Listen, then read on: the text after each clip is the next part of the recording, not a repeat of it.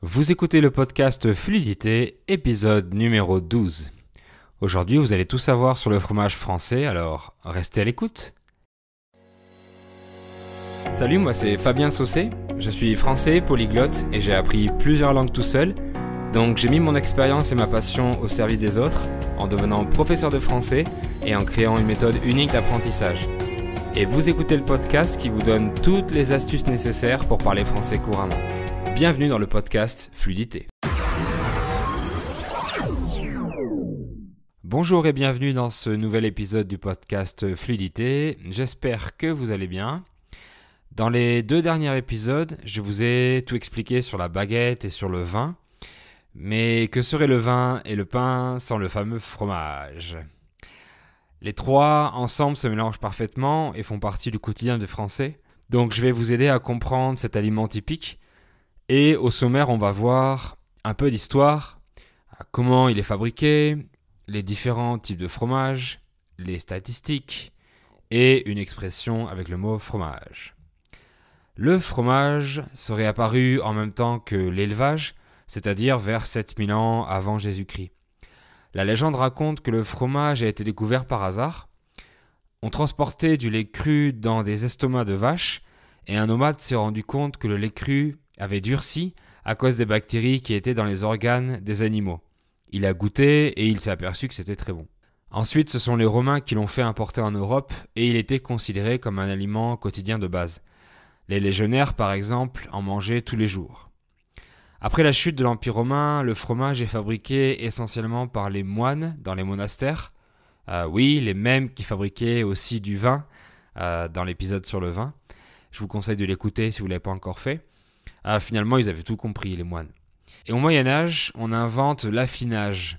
L'affinage, c'est la maturation et l'entretien du fromage dans des caves pendant un certain temps. On va le voir après. Durant le XIIIe siècle, on invente de nouvelles recettes pour profiter au maximum de la production de lait de vache. Des recettes qui sont toujours utilisées de nos jours, en fait. Au XIXe siècle, Louis Pasteur invente la pasteurisation, que vous connaissez déjà pour le lait par exemple. On chauffe le lait pour enlever les bactéries pathogènes, c'est-à-dire qui pourraient provoquer des maladies. Ce qui permet de le conserver plus longtemps, d'industrialiser la production de fromage et de l'exporter. C'est donc à partir de cette époque que l'industrie fromagère française va commencer à se développer à grande vitesse. Alors comment il est fabriqué ? Le fromage est fabriqué à partir de lait de vache en majorité, mais on peut aussi en trouver avec du lait de chèvre ou de brebis. La première étape, on doit traire la vache pour avoir du lait. Le verbe traire signifie tirer le lait des mamelles de la vache. On ne le dit pas pour un être humain d'ailleurs, juste pour les animaux. Soit on utilise du lait cru, soit on le pasteurise pour le garder plus longtemps. La deuxième étape est le caillage. Ça veut dire qu'on ajoute de la présure. C'est une enzyme qui vient de la vache pour faire durcir le lait en petits morceaux. Et à partir de ce moment-là, on peut enlever le liquide et garder la partie plus solide. Et la quantité de cette présure va créer différentes saveurs et textures, selon le fromage qu'on veut avoir.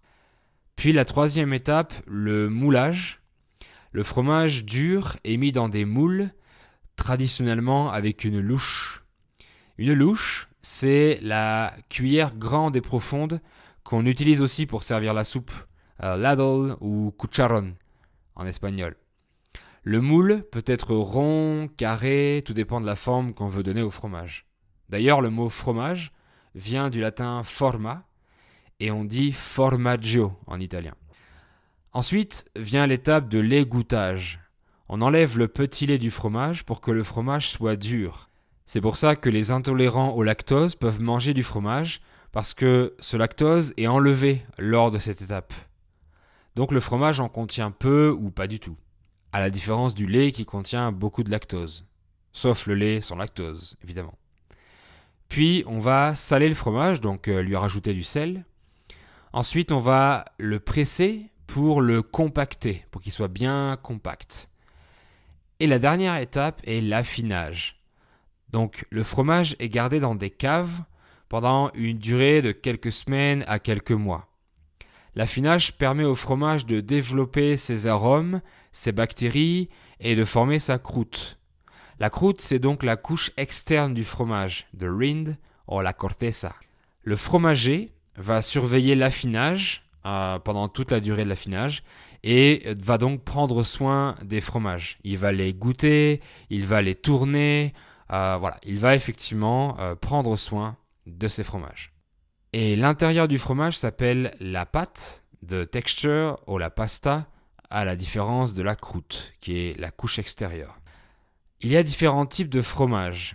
Les fromages frais, comme par exemple la mozzarella ou la feta, ils n'ont pas de croûte car la fabrication s'arrête à l'étape du moulage.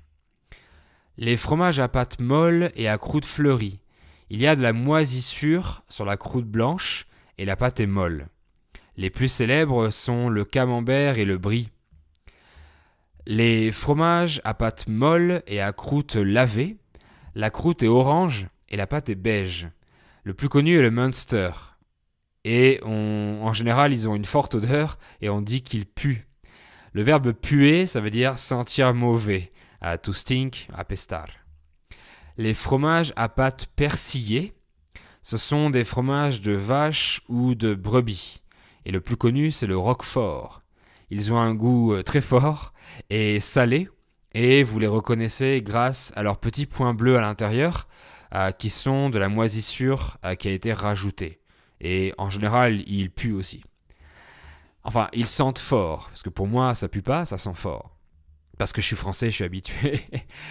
Les fromages à pâte pressée non cuite, la pâte est dure car elle a moins d'eau, ils sont beaucoup plus compactés, donc ces fromages sont plus caloriques. S'il y a moins d'eau, il y a plus de fromage. Les plus célèbres sont la raclette ou le reblochon. La raclette est le nom du plat typique français. On fait fondre du fromage sur une machine au milieu de la table et on le mange avec des patates, de la viande, des légumes et du vin évidemment. Le reblochon est utilisé pour faire des tartiflettes, un autre plat connu avec du fromage fondu et des patates. Les fromages à pâte pressée cuite, la pâte est dure aussi. Vous connaissez peut-être l'emmental avec ses trous et l'osso irati qu'on trouve dans le Pays basque français. Et enfin, on a les fromages de chèvre. Ils sont beaucoup plus gras et la croûte peut être fleurie ou pas fleurie. Et le crottin est généralement très connu.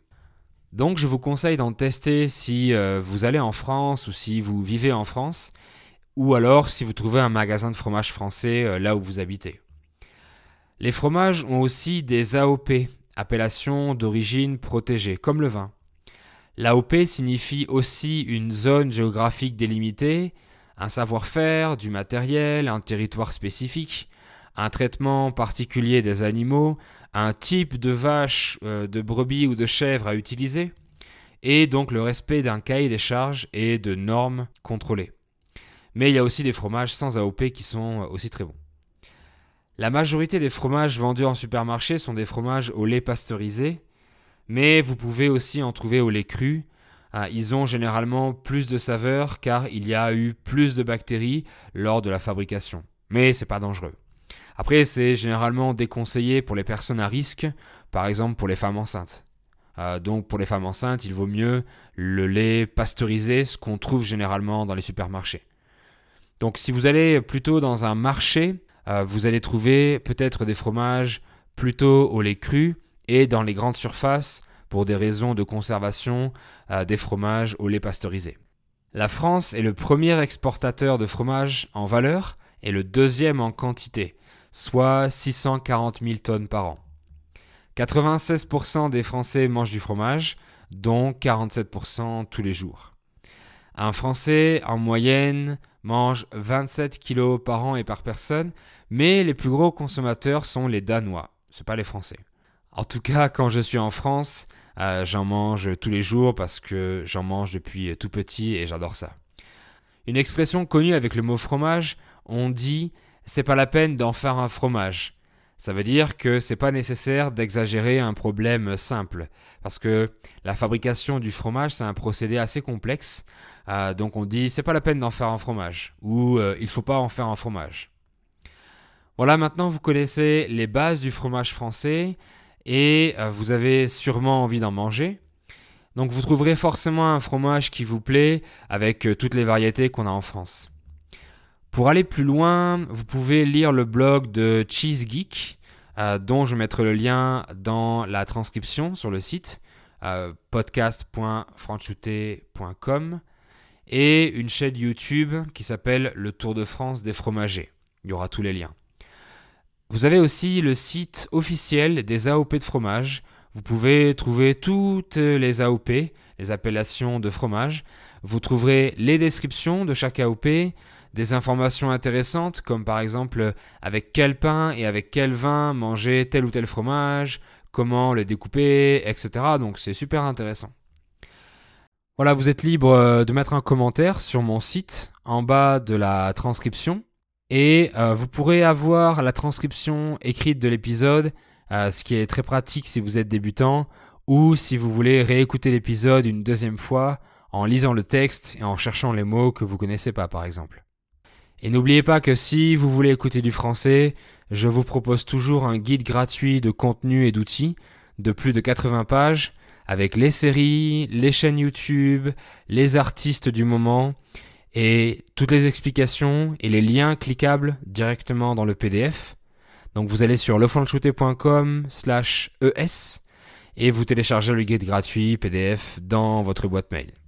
Je vous remercie d'avoir écouté ce podcast et je vous dis à bientôt pour un nouvel épisode. Bye.